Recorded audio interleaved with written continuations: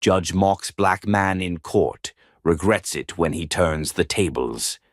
Your Honor, are you seriously denying the motion without even reviewing the evidence?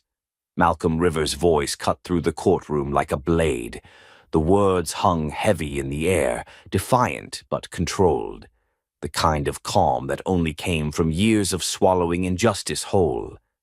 Judge Richard Elston leaned forward on the bench, his pale fingers steepled, his eyes narrowed with contempt, thinly veiled as authority. "Mr. Rivers," he said with a derisive chuckle, "this is a courtroom, not a stage. If you're looking for applause, try Broadway." The gallery shifted uncomfortably. Even the court reporter paused for half a second before her fingers resumed their clattering rhythm. Malcolm didn't flinch. He simply tilted his head slightly, gaze locked on the judge with razor precision. "I'm here for justice, not applause. But if I have to raise my voice so justice can be heard in this courtroom, I will." Judge Elston scoffed. "You're out of line. One more word and I'll hold you in contempt." And just like that, the trap had been baited. This wasn't Malcolm's first time in front of Elston, but it was the first time he'd walked in with a full dossier on the judge himself. Today, he wasn't just defending a falsely accused young man. Today, he was starting a war. It began that morning when Malcolm adjusted his navy blue tie in the mirror of a courthouse bathroom, knowing full well he was walking into hostile territory. He glanced down at the folder in his hand, thick with affidavits, screenshots, audio recordings. Evidence gathered meticulously over the last 2 years. Elston thought he ruled from behind a curtain no one could pull back. Malcolm intended to rip that curtain down. When he entered courtroom 4B of the Fulton County Courthouse, he was greeted by the cold, institutional hum of fluorescent lights and a jury box filled with indifferent expressions. Judge Elston presided from his bench like a Roman emperor, bored, detached, smug. A man whose black robe cloaked the kind of power that often went unchecked. Malcolm's client, DeAndre Knox, sat beside him, a 19-year-old kid with sharp eyes and a nervous foot twitch. He had been accused of an armed robbery at a convenience store 3 blocks from his home. No fingerprints, no weapon, no surveillance footage.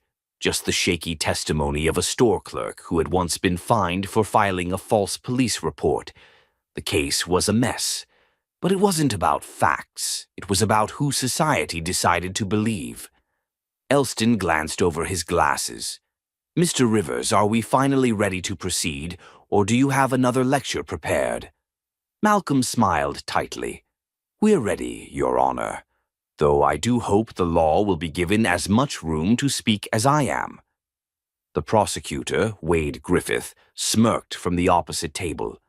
Fresh out of a firm that prided itself on keeping conviction rates high and empathy low, he had made a name for himself throwing poor black defendants under the bus.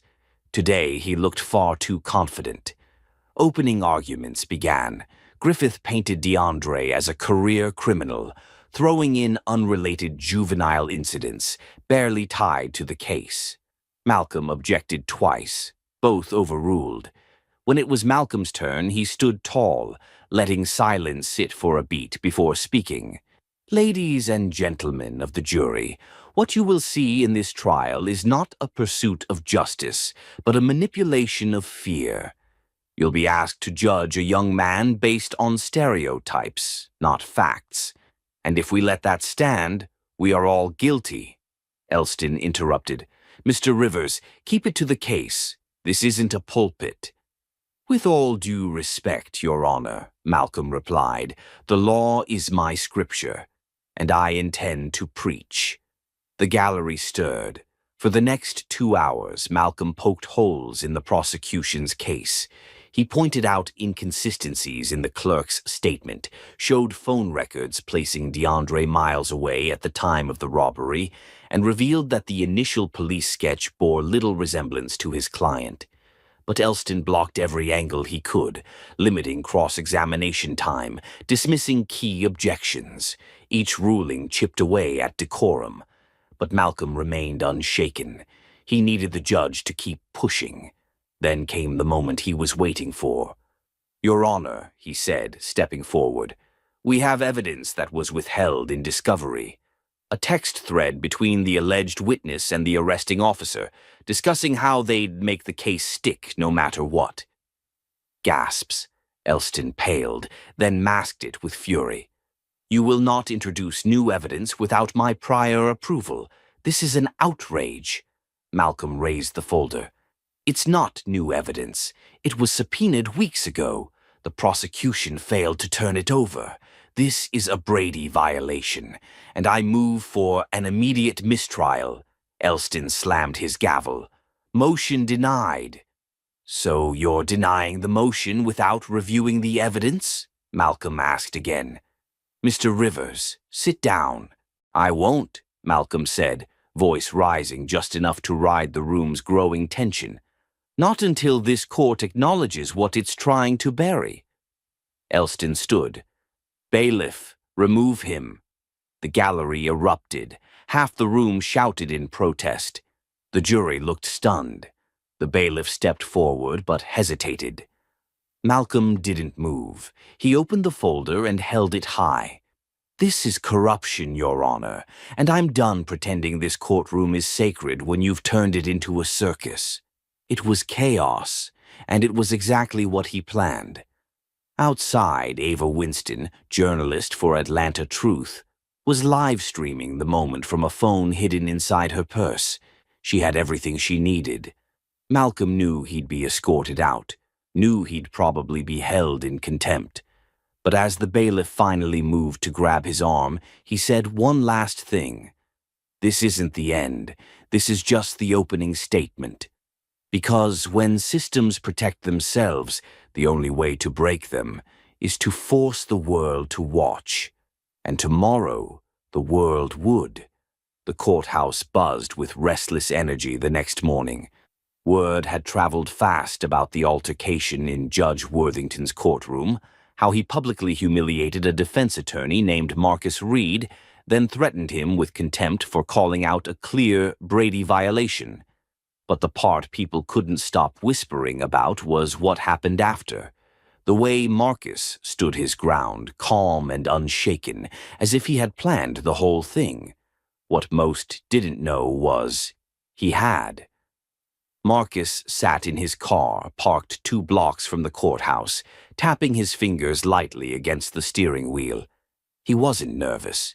He had already calculated every move he would make today. The case was never just about his client, Keith Banner, a 22-year-old black man accused of an armed robbery he didn't commit. It was about the courtroom itself, about a system that let someone like Judge Arthur Worthington sit on a bench for 2 decades with unchecked power. Marcus had been building a file for years, but exposing corruption required precision and patience. Inside the courtroom, the mood was different. Judge Worthington sat at the bench, sipping from his coffee cup like nothing had happened the day before. But there was something brittle about his expression. His eyes scanned the room sharply, lingering on every movement, every glance. He was a man who felt the walls tightening around him. Marcus entered with quiet authority, dressed in a navy blue suit that matched the weight of his presence. His client followed behind, shoulders stiff, but a spark of trust now burning in his eyes. "Mr. Reed," the judge said, his tone clipped, "I assume we're ready to continue without theatrics today." "Only if the court is ready to proceed without bias," Marcus replied smoothly. There was a pause, a tension so sharp it cut through the air. The judge tapped his gavel once. "Let's begin." The prosecution called their next witness, Detective Jared Collins. Marcus already knew this part of the script. Collins had a reputation for coercing confessions from vulnerable suspects, often without proper representation. He also had a long-standing friendship with Judge Worthington, a fact that had mysteriously never made it into the public record. Detective Collins, Assistant DA Marilyn Reyes, began. "Can you walk us through the night of the arrest?" Collins straightened his tie. We received a tip placing Keith Banner near the convenience store shortly before the robbery. When we arrived, he matched the description given by an eyewitness. Marcus leaned forward. Objection. The tip has not been documented, nor has the identity of the eyewitness been disclosed in any filing. This is hearsay, Your Honor. Worthington didn't even hesitate. Overruled. Marcus smiled faintly. Of course. He let the detective go on, speaking confidently about Keith's supposed nervous behavior, how he seemed agitated and resisted briefly. Marcus didn't stop him. Not yet. He needed the lies to stack high enough to be undeniable. When his turn came, Marcus walked slowly to the witness stand, his footsteps echoing against the tiled floor.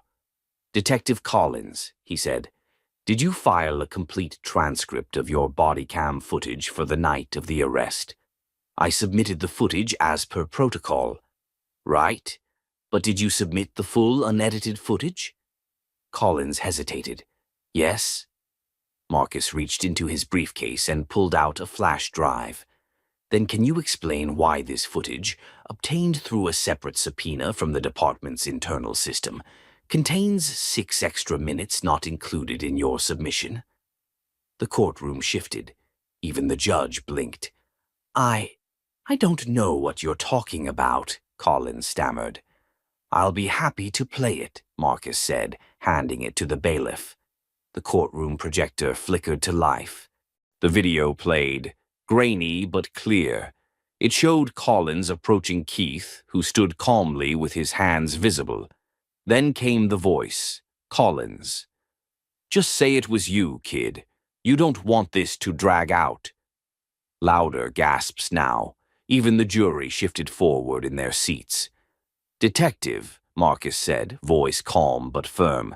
Does this look like a voluntary confession to you? Collins swallowed hard. It was taken out of context. Marcus turned to the judge. Your Honor, I move to have this testimony stricken and a formal review of police conduct submitted to the court. Denied, Judge Worthington snapped. This isn't a political circus, Mr. Reed. You're right, Marcus said. It's supposed to be a courtroom, but right now it feels like something else entirely.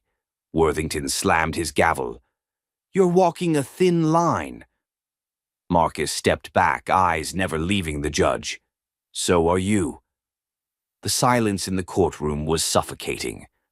Worthington looked ready to explode. I will hold you in contempt. Before he could finish, the door at the back of the courtroom opened.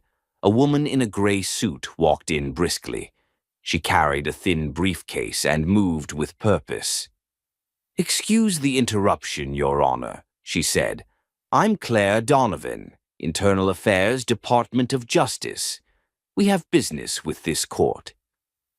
Worthington paled. This is highly irregular.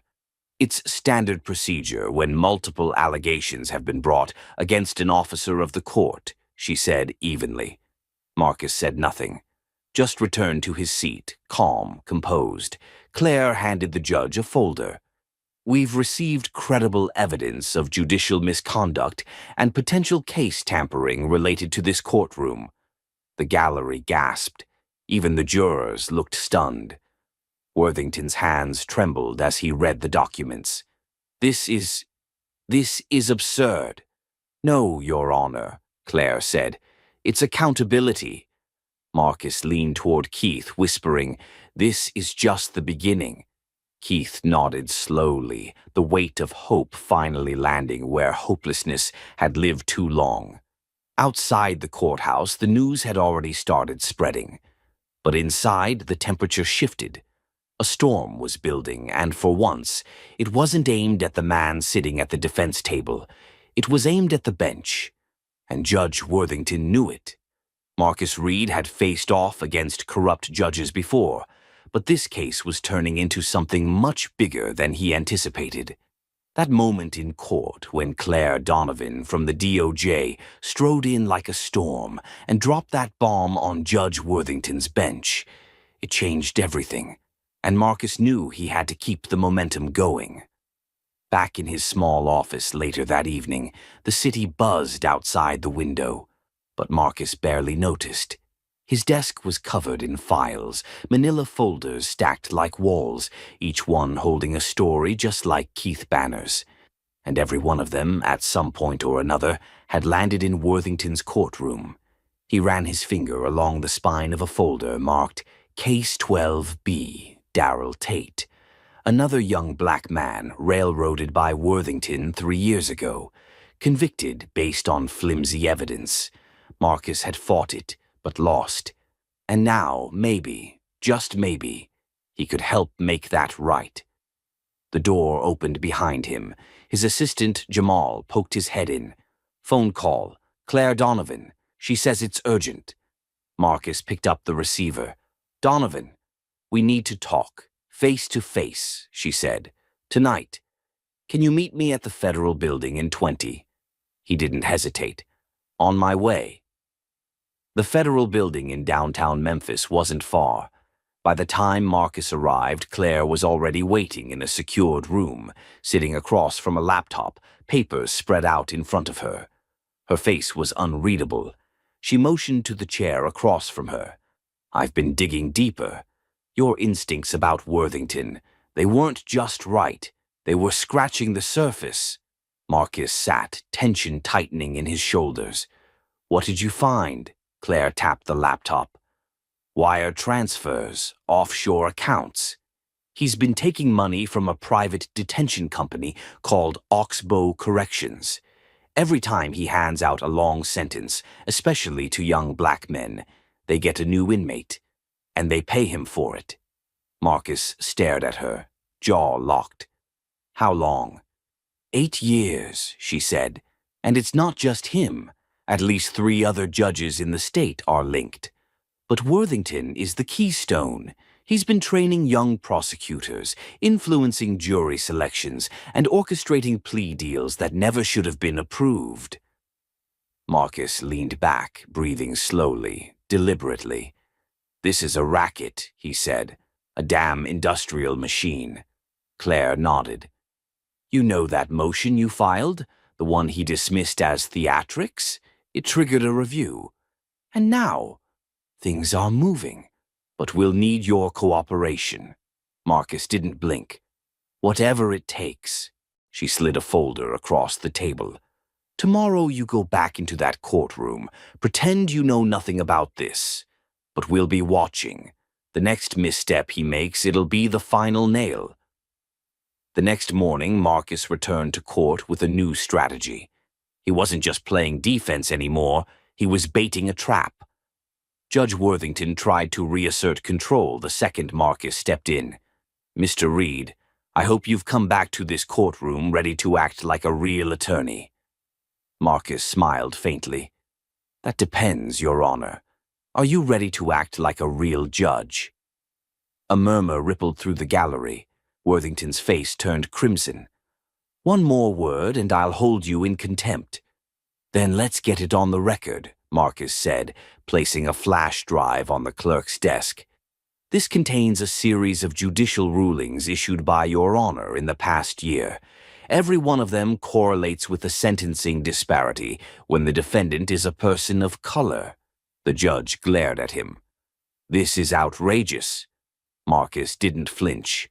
"What's outrageous is what's happening in your courtroom.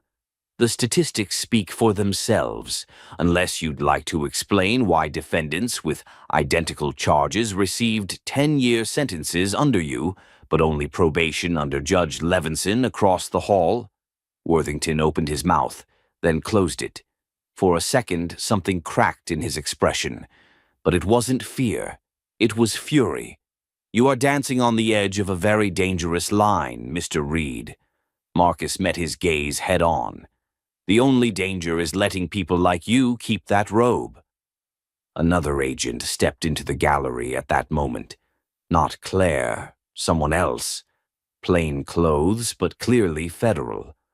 Worthington noticed, and for the first time Marcus saw it. Panic. It flared behind the judge's eyes, a twitch in the corner of his mouth, a bead of sweat just beginning to form at the edge of his temple. Marcus pressed forward. "I move for dismissal," he said, "on the grounds that this trial has been irreparably compromised by judicial bias." Worthington stood from the bench, slamming his gavel down. "Motion denied," he barked, "and you're in contempt. Bailiff!" The bailiff hesitated. He looked at the agent in the gallery, then at Marcus, then at the judge. "Bailiff!" Worthington screamed, but no one moved. Claire Donovan stepped through the courtroom doors at that moment. "Judge Worthington," she said calmly, "you're going to want to sit down." He turned toward her, face wild. "This is my courtroom." "Not anymore." Behind her, two more agents entered, badges raised, and as Worthington opened his mouth to protest, Claire dropped a folder onto the bench in front of him. "These are federal charges, Judge. You're under investigation for racketeering, bribery, and civil rights violations." The gallery erupted in gasps. Marcus didn't speak. He just watched. Watched the man who had mocked him, threatened him, and ruled his courtroom like a kingdom now stand paralyzed by a justice system finally turning back on him. And this was just the beginning. The courtroom buzz hadn't died down from the previous day's shock. Word had already spread like wildfire through Memphis and beyond. Judge Worthington, the man whose rulings had ruined countless lives, was now at the center of a federal investigation. But even with the walls closing in, Marcus Reed knew the hardest part was still ahead. Inside his apartment, Marcus sat at the kitchen table, sleepless. The morning light filtered in through half-closed blinds, cutting across stacks of files and empty coffee cups. Across from him sat Tyrone Bennett, a former public defender who had worked under Marcus years ago before becoming disillusioned by the system and leaving the field altogether. "You're really going for it," Tyrone said, staring at the printed transcripts spread across the table. "There's no turning back," Marcus replied. "I've already put the blade to the truth. Now I've got to see it through." Tyrone exhaled. "You're gonna get hit. Hard. Worthington's connected. If he goes down, others will too. They won't go quietly. I'm counting on it." Marcus knew this wasn't just about one judge anymore. As Claire Donovan's investigation expanded, it became clear that Worthington was the linchpin in a much larger operation. Private prison contracts, dirty campaign money, corrupt prosecutors. The whole infrastructure had been feeding off injustice for years. That afternoon, Marcus met with Claire again, this time in a nondescript federal office downtown, away from cameras, away from prying eyes. "We've confirmed 8 more cases where Worthington either suppressed exculpatory evidence or ruled in direct violation of constitutional law," Claire said, sliding over a binder. "And that's just what we've found so far." Marcus flipped through the pages, his jaw tightening. One name jumped out. Malik Jefferson. He tapped the page. "I remember this one. 19 years old. Caught with a joint and a busted tail light. Got 5 years. Claire nodded. Oxbow Corrections took him within a week. Marcus rubbed his temples. "You have enough to charge Worthington right now." "We do, but that's not the plan," she said. "We're going to bait him." He looked up. "We let him think the storm's past," Claire continued. "Let him go back to court. Let him get comfortable. You'll be there. You'll keep pushing. When he overreaches again, and he will, we hit him with everything." Marcus leaned back. "That's a dangerous game." "It's the only way to expose who else is involved." The next morning, court resumed. Worthington entered the courtroom as if nothing had happened. His robe swayed with the same arrogance, but his eyes darted more than usual. He saw Marcus and clenched his jaw. There was a silence, thick and heavy, as everyone waited to see how he'd proceed. "Let the record reflect that yesterday's disruption was unfortunate," Worthington said, sitting down. "But the court will not be derailed by distractions." Marcus stood. With all due respect, Your Honor, this is about more than distractions. It's about justice. Worthington pounded the gavel. You will not lecture this court. Marcus held his ground. Then let the court hear testimony from Jason Moore, one of your previous defendants. A hush fell. Jason Moore, handcuffed and dressed in prison blues, was led into the courtroom. His sentence had been handed down by Worthington 5 years earlier, 20 years for a nonviolent robbery. His appeal had been denied. On the stand, Jason's voice was shaky but determined. I was told to take the deal, he said. My lawyer said if I didn't, the judge would bury me. I had witnesses, an alibi, but it didn't matter. The judge wouldn't let any of them testify. Marcus paced slowly. Were you aware that Judge Worthington had financial ties to the private prison you were sent to? Jason blinked. Number I didn't even know that was possible. Worthington rose from the bench. That's enough. Mr. Moore's testimony is inadmissible. He's a convicted felon. Marcus turned sharply. Convicted in your courtroom, Your Honor, under your biased authority. How convenient. Worthington's face turned red. You are skating on the edge, Reed. Marcus didn't back down. Or maybe I'm just standing where you hoped no one ever would. At that moment, a courier entered the courtroom and handed a sealed envelope to the judge. Worthington's hands trembled slightly as he opened it, his face blanched. He looked up at Marcus, then at the gallery. Without saying a word, he stood and recessed the court. Marcus knew what had just happened. Claire had moved. The trap had been sprung. Outside the courtroom, reporters swarmed, microphones thrust toward Marcus as camera flashes lit up the courthouse steps. Mr. Reed, is it true the DOJ is investigating multiple judges? Is Worthington going to be removed from the bench? Are more arrests coming? Marcus paused, looked directly at the cameras. We're just getting started. Back inside, Worthington sat alone in his chambers, staring at the letter Claire had sent. It wasn't a subpoena. Not yet. It was a courtesy. The last one he'd get. He tore the letter in half with shaking hands and reached for his phone. Not to call his attorney, but to call someone else. Someone higher up. Someone more dangerous. The web was larger than Marcus had guessed, and he had just rattled the center of it. The following week, Marcus Reed felt the tension closing in like a tightening noose. Something had shifted. Not just in Judge Worthington's demeanor, but in the silence of the courthouse itself. It was as if the building had grown ears, and those ears were listening to Marcus's every move. He kept his pace steady, his expression unreadable. But deep down, he knew the game had escalated. Claire had gone silent since the sealed envelope incident. That was intentional, part of the DOJ's strategy, but it left Marcus feeling exposed. The only signal he had that things were progressing behind the scenes was the increased surveillance. Unmarked cars lingering outside his apartment, phone calls that dropped too soon, even a strange man watching from across the street who ducked into a coffee shop when Marcus stared too long. He didn't tell anyone. Not Tyrone, not Jason Moore, not even Claire. Instead, he dug in deeper.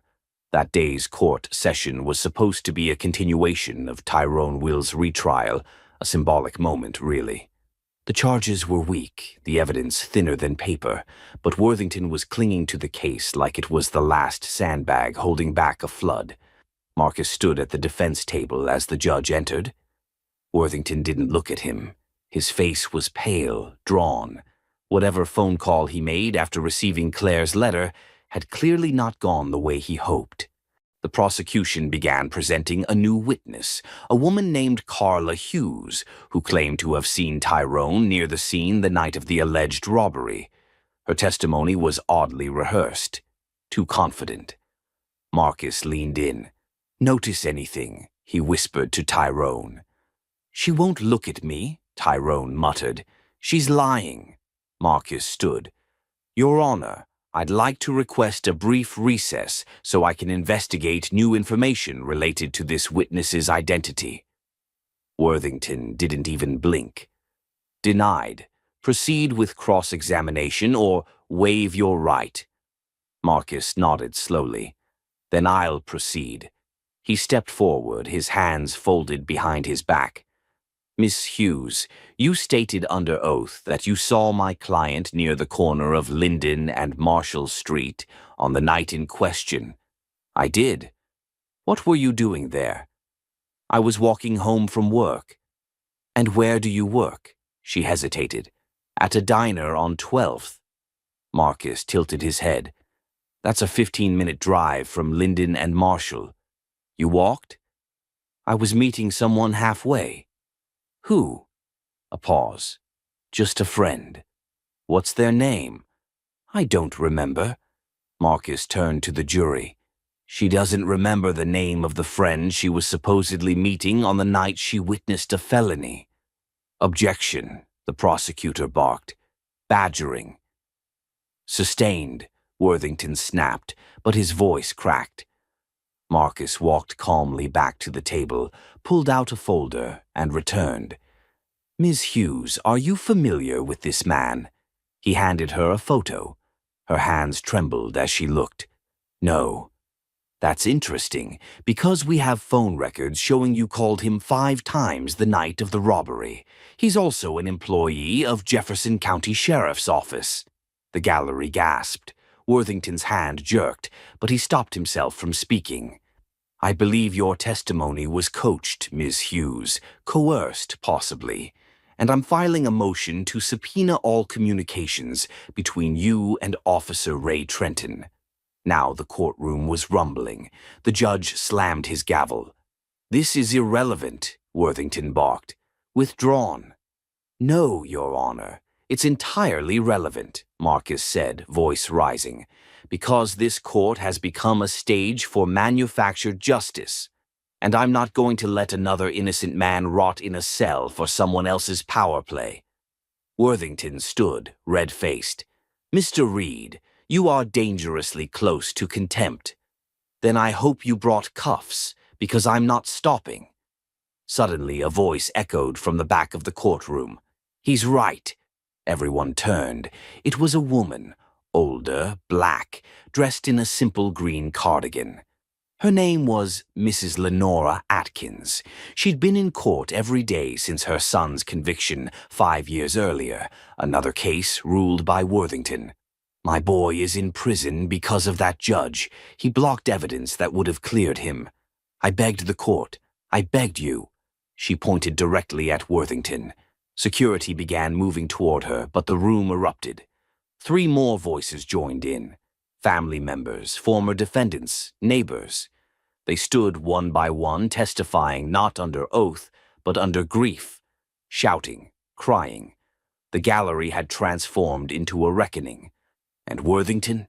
He froze. For a man who wielded fear like a gavel, he suddenly looked small, cornered. Marcus stayed silent. He didn't need to speak. The people were doing it for him. Outside, Claire stood by the courthouse doors, watching through the glass. She didn't stop the chaos, didn't try to quiet the voices. She just whispered into her phone, "It's time." Back inside, Worthington banged his gavel again, trying to restore order. But no one was listening. The people had taken the courtroom back. And for the first time in decades, Judge Worthington wasn't in control. Marcus walked slowly back to his seat, locked eyes with the judge, and let the silence speak for itself. The tide had turned, but the storm wasn't over yet. The tension outside the Jefferson County Courthouse that morning was thicker than the Alabama heat. News vans lined the street, reporters with cameras and microphones clustered by the steps, waiting.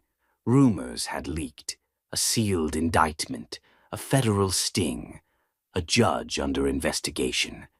Inside, Marcus Reed sat in the defense chair with his back straight and his focus razor-sharp. He wasn't just there to defend Tyrone Wills anymore. He was there to blow the entire system wide open. Judge Worthington entered, noticeably paler than usual. His robe swayed stiffly as he took his seat, but he didn't meet Marcus's eyes. The courtroom had felt like his domain just a week ago. Today it felt like a trap. "Court is now in session," the bailiff announced. Worthington shuffled through papers, trying to look composed.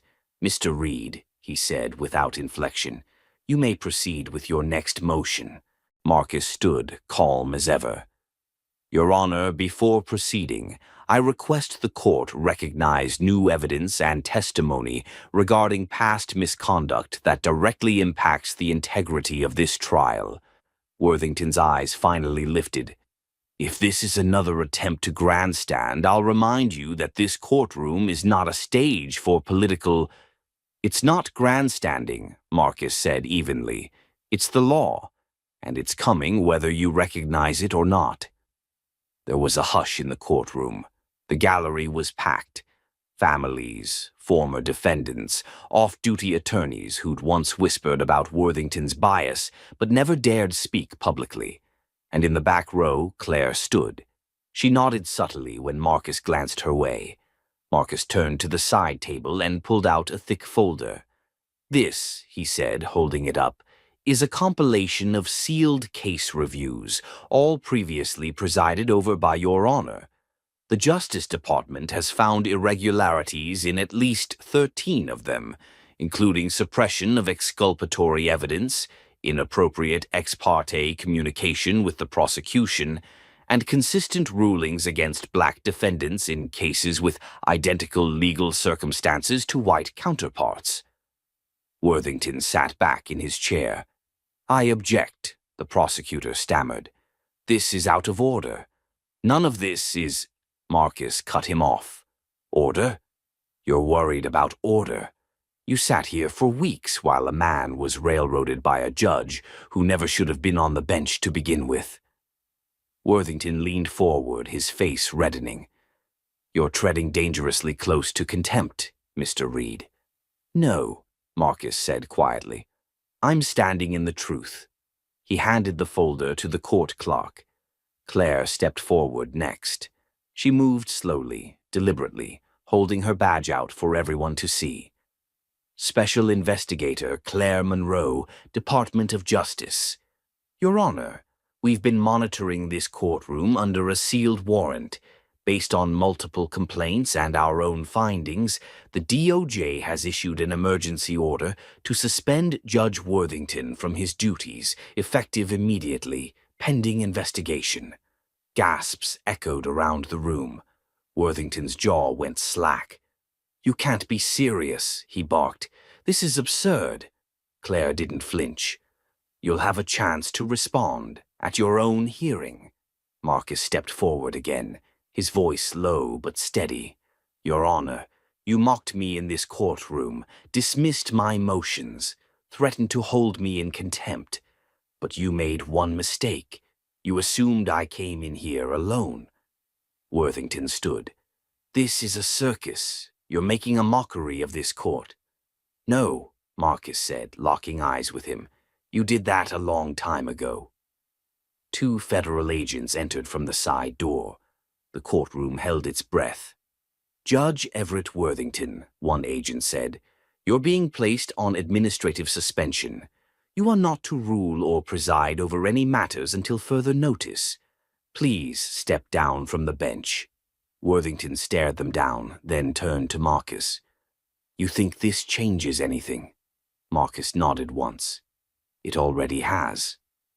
Worthington stood frozen for a moment longer, then slowly removed his robe. He handed it to the court clerk, his hands trembling. As he stepped down, the courtroom erupted, not in applause, but in hushed murmurs, tears, disbelief. The kind of silence that follows a storm when people realize it's finally over. Marcus looked over at Tyrone. The man's hands were still cuffed, but hope was blooming in his eyes.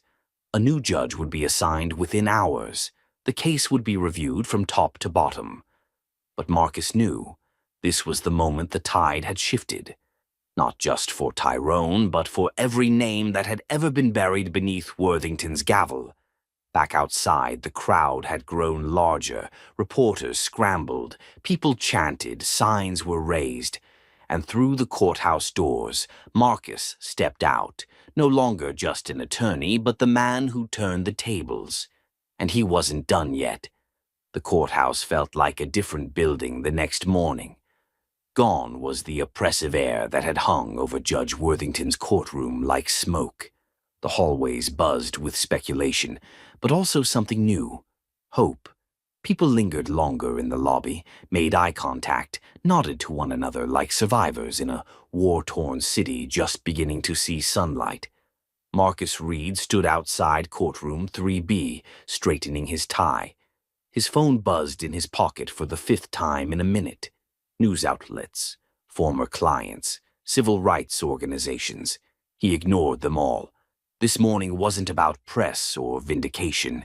It was about finishing what he started. Tyrone Wills stood beside him, wearing the same gray suit from day one, still no cuffs on his wrists, still silent, thoughtful. The weight of the last few days hadn't left his face, but something else had replaced the exhaustion. Clarity. "You ready?" Marcus asked, his voice low. Tyrone gave a small nod. "I've never been more ready." The door opened and the new judge stepped out. A woman this time. African-American, mid-50s, with silver streaks in her coiled hair and a presence that didn't demand respect so much as invited it. Her nameplate read, Judge Loretta Ellison. "I see both parties are here," she said, her voice smooth but firm. "Let's not waste time." Inside the courtroom, the crowd was lighter than the day before, but no less attentive. Claire Monroe sat near the front, flanked by 2 other DOJ officials. The prosecution table was noticeably quieter. Assistant DA James Vernon, who had once puffed his chest beside Worthington, now looked 10 years older, his confidence worn thin. Judge Ellison opened the proceedings calmly. "We are reconvening to consider a motion to dismiss all charges against Tyrone Wills on grounds of prosecutorial misconduct and judicial bias in the original trial. Mr. Reed, you may proceed." Marcus stood, voice steady. "Your Honor, the evidence submitted shows a consistent pattern of suppression and manipulation under Judge Worthington's supervision. From the selective admission of testimony to the refusal to consider exculpatory material, the integrity of this trial was corrupted from the outset." He paused to look directly at the jury box, empty today but symbolically present. This wasn't just a miscarriage of justice. It was a systemic targeting of a man who never stood a chance. Judge Ellison turned to the prosecution. "Mr. Vernon?" Vernon cleared his throat, standing with difficulty. "Your Honor, while we do not dispute the findings of the Department of Justice, we ask that the court consider a retrial with a new judge and fair parameters." Marcus narrowed his eyes. "Your Honor, the prosecution wants another swing at a man who's already lost years of his life under a rigged system. That's not justice. That's saving face." The courtroom held its breath. Then Judge Ellison leaned forward. "I've reviewed the transcripts. I've read the DOJ's reports. I've even spoken privately with the Office of Judicial Conduct. This case is a stain on everything this court stands for." She lifted her gavel slowly. "And I won't let it continue." Marcus tensed. "Tyrone Wills," she said clearly, "the charges against you are hereby dismissed with prejudice. You are a free man." The courtroom didn't erupt. It inhaled, the kind of silence that hits just before emotion breaks loose.